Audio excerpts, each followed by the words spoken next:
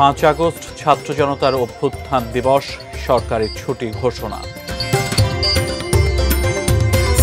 সংসদ নির্বাচনে পোস্টার ব্যবহার করা যাবে না, খসড়া আচরণবিধি চূড়ান্ত।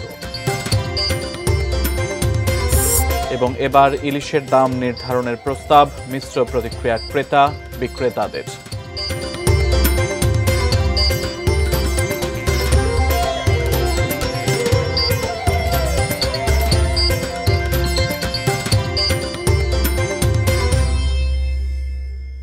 এটিএন নিউজ দেখছেন। আমন্ত্রণ জানাচ্ছি দেশের খবরে। আজ আপনাদের সাথে আছি আমি সিয়াম রেজওয়ান। এতক্ষণ নাসির ফ্লোর টু ক্লাসের সৌজন্যে সংবাদ শিরোনামগুলো শুনছিলেন। বিস্তারিত। এখন থেকে 5 আগস্ট ছাত্র জনতার অভ্যুত্থান দিবস হিসেবে পালিত হবে এবং ওই দিন সরকারি ছুটি থাকবে। রাজধানীর ফরেন সার্ভিস একাডেমিতে প্রধান উপদেষ্টার প্রেস উইং আয়োজিত সংবাদ সম্মেলনে এই সিদ্ধান্ত জানানো হয়েছে। জুলাই ঘোষণাপত্র তৈরিতে সরকার একটি কমিটি করছে বলেও এ সময় জানানো হয়।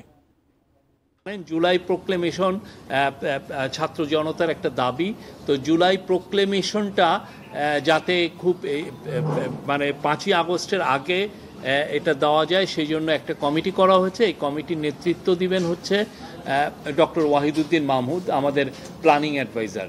জুলাইয়ের 1 তারিখ থেকে আমাদের কর্মসূচি শুরু হবে, কিন্তু মূল ইভেন্ট কিক অফ হবে জুলাইয়ের 14 তারিখ থেকে এবং এটা চলবে 5 আগস্ট পর্যন্ত। এবং আমাদের এই কর্মসূচির মূল উদ্দেশ্যটা হচ্ছে জুলাইতে যেরকম পুরো বাংলাদেশ এক হয়েছিল, আবার সেই অনুভূতিটাকে ফিরিয়ে আনা। সেই অনুভূতিটা আমাদের মধ্যে আছে, জাস্ট রিইনফোর্স করা সেটাকে। এবং এটার জন্য বেশ কিছু কর্মসূচি নিয়ে কাজ চলছে। 5ই আগস্ট একটা ছুটি ঘোষণা করা হবে, সেটা হচ্ছে ছাত্র জনতার অভ্যুত্থান দিবস হিসাবে পালিত হবে। এটা এবছর থেকে প্রতি বছরই পালিত হবে। ভোটে পোস্টার ব্যবহার বাদ দেওয়ার সিদ্ধান্ত হয়েছে।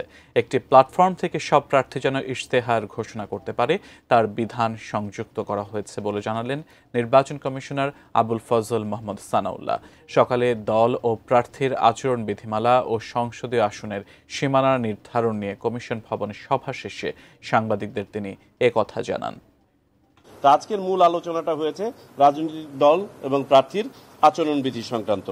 উল্লেখযোগ্য যে বিষয়গুলো এসছে নতুনভাবে, প্রথমত হচ্ছে গুরুতর অপরাধের ক্ষেত্রে আরপিওর ধারা 91 যেটা আছে প্রার্থিতা বাতিল করার, এটা ইতোপূর্বে আচরণবিধিতে ছিল না, সন্নিবেশিত ছিল না, এটাকে সন্নিবেশ করা হচ্ছে। দ্বিতীয়ত হচ্ছে বিল বোর্ডের ব্যবহার অতীতে ছিল না, এটাকে ইন করা হচ্ছে। পোস্টার ব্যবহার বাদ করার ব্যাপারে যেটা সংস্কার কমিশনেরও একটা প্রস্তাব ছিল, আমরাও একমত হয়েছি, আমরা পোস্টার ব্যবহার বাদ দেওয়ার ব্যাপারে সম্মত হয়েছি। বাঙালির পাতে ইলিশ মানেই উৎসবের আমেজ, কিন্তু দামের কারণে সাধারণ ক্রেতাদের ইলিশ ছোঁয়া দায়। চাহিদা বেশি আর যোগান কম, এমন অজুহাতে সব সময় ঊর্ধ্বমুখী ইলিশের দাম। এমন পরিস্থিতিতে মন্ত্রণালয়ের কাছে দাম নির্ধারণের প্রস্তাব দিয়েছে চাঁদপুর জেলা প্রশাসন। তাতে মিশ্র প্রতিক্রিয়া ক্রেতা বিক্রেতাদের। চাঁদপুর প্রতিনিধি বিল্লাল ঢালির পাঠানো তথ্য ছবি নিয়ে বিস্তারিত ডেস্ক রিপোর্টে। ইলিশের দাম আকাশ ছোঁয়া, দাম বরাবরই সাধারণ ক্রেতাদের নাগালের বাইরে। প্রিয় ইলিশ মাছের স্বাদ ও গন্ধ যেন ভুলতেই বসেছে বাঙালি। ক্রেতাদের কথা মাথায় রেখে ইলিশের মূল্য নির্ধারণ করে দিতে মৎস্য ও প্রাণী সম্পদ মন্ত্রণালয়ের প্রস্তাব পাঠিয়েছে চাঁদপুর জেলা প্রশাসন। এই উদ্যোগে স্বস্তির নিঃশ্বাস ফেলছেন সাধারণ মানুষ।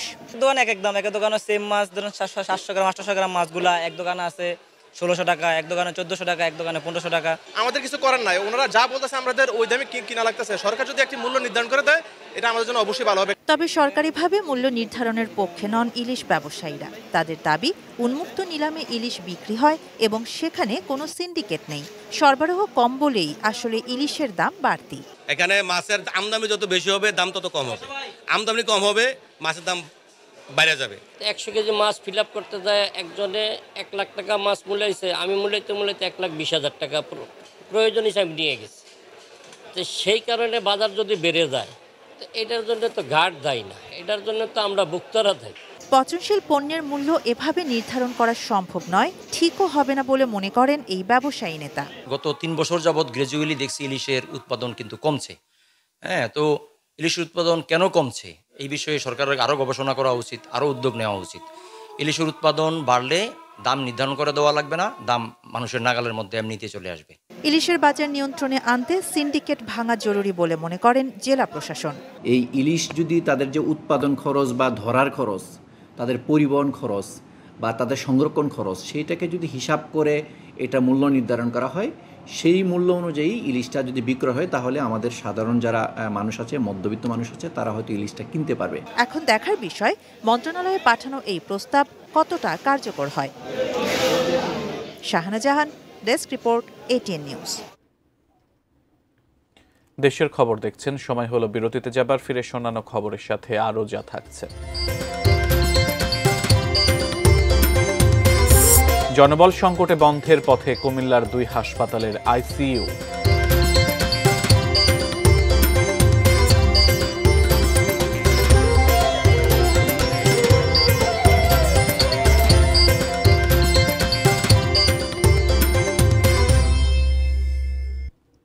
বিরতির পর আমন্ত্রণ, আপনারা দেশের খবর দেখছেন।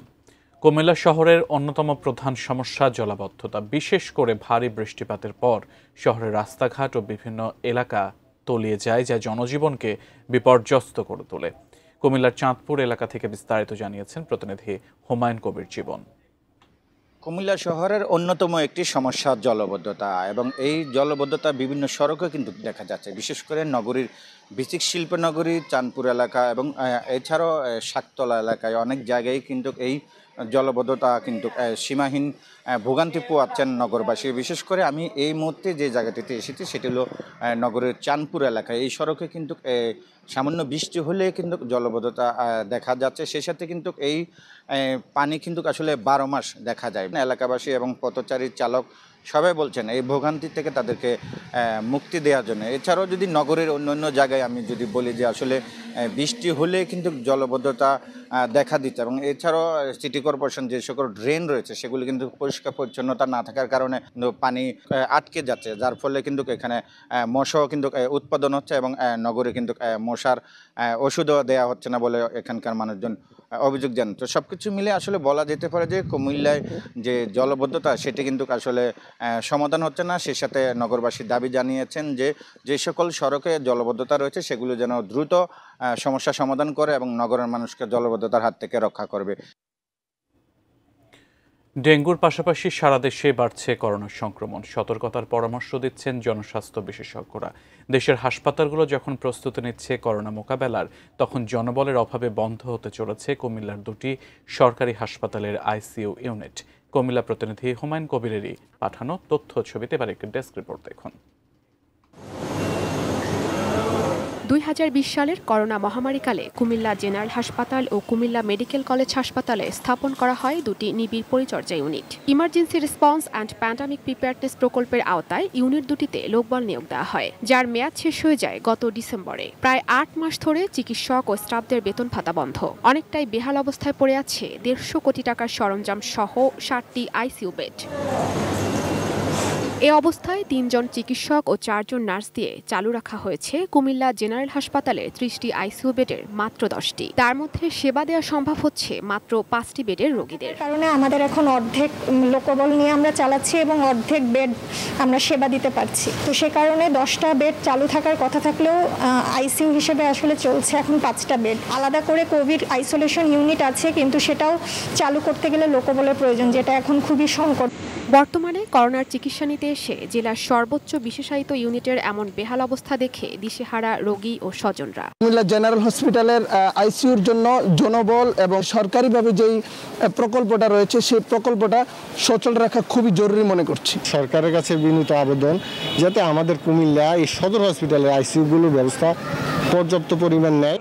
দ্রুত জটিলতা কাটিয়ে ICU ইউনিট দুটি পুরোপুরি চালুর আশ্বাস জেলার শীর্ষ চিকিৎসা কর্মকর্তার। আমরা সীমিতভাবে আমাদের এখানে যে সমস্ত চিকিৎসকবৃন্দ আছেন তাদের সহযোগিতায় সীমিত পর্যায়ে চালু রেখেছি। আমরা সরকারের কাছেও আবেদন করেছি জনবলের জন্য, যদি করোনা পরিস্থিতি আপনারা যেরকম মনে করতেছেন ওরকম হয়, মেডিকেল কলেজ যদি এইটা লোড না নিতে পারে সেই ক্ষেত্রে হয়তো আমাদেরকে জনবল দেওয়া হবে এবং আমরা আমাদের কার্যক্রম অব্যাহত রাখবো। করোনা আরও বাড়লে এবং প্রয়োজনীয় সময় ICU সুবিধা না পেলে দেখা দিতে পারে মারাত্মক বিপর্যয়। Ishrat lima, desk report, ATN news. দেশের খবর থেকে আবারও বিরতিতে যাচ্ছি, খানিক বাদে ফিরছি, সঙ্গেই থাকুন।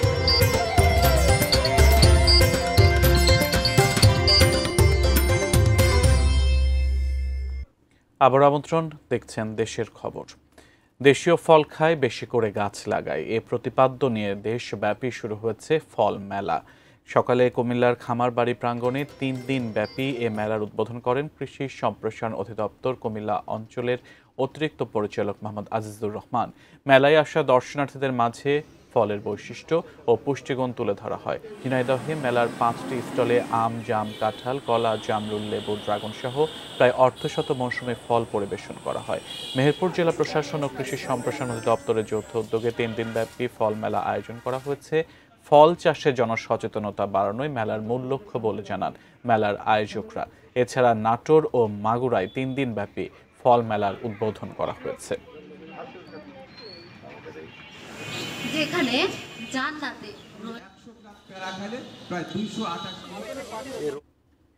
দেশের খবর ছিল এ পর্যন্তই। এতক্ষণ সাথে থাকার জন্য ধন্যবাদ সবাইকে।